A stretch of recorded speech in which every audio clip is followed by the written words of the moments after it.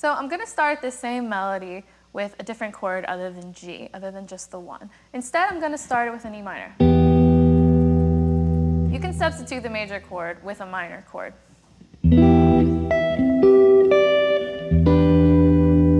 But before I even do that, I'm going to use a secondary dominant chord to get into it.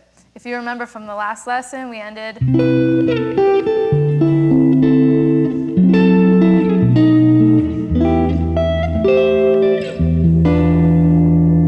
so let's look at what I did there. So coming from the old melody,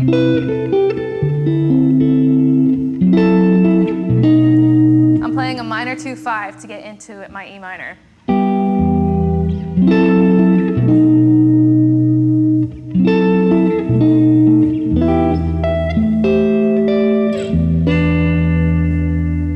So after I'm doing E minor, I'm coming up here.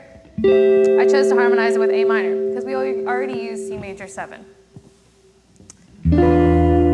Here I move down to an E7 flat 9 chord because I'm going to be moving back to an A minor chord. So I'm using the 5 of A.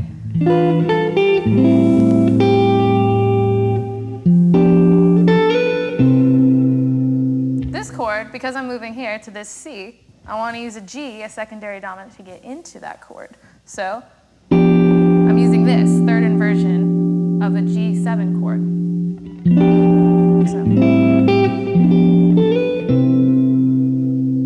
So starting from before.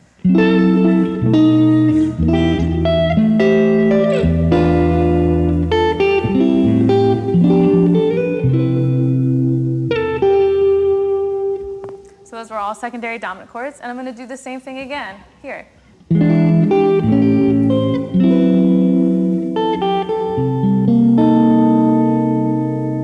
Basically, for this part, I just used kind of a circle of fifths, going from this E to this A to the D.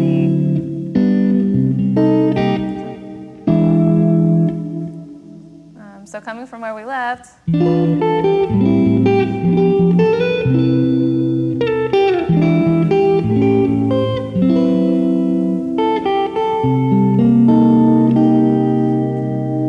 at the end here, I'm playing a minor 4 chord instead of just a regular D or a D flat 9, because the minor 4 chord and a dominant flat 9 chord are very, very similar, and you can use them as substitutes for each other because of this note. In the key of G, it's an E flat, or the flat 6 or sharp 5 of that key.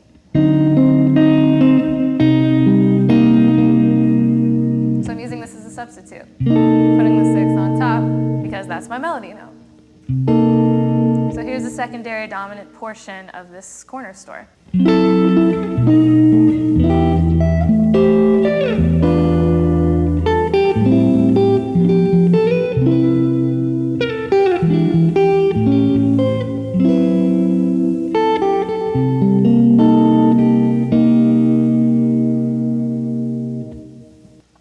So that concludes secondary dominance, and now we're going to look at chromaticism. If you learned something from this video, check out Pickup Music. We have hundreds of lessons from the world's top guitar players. You can start your 14-day trial today.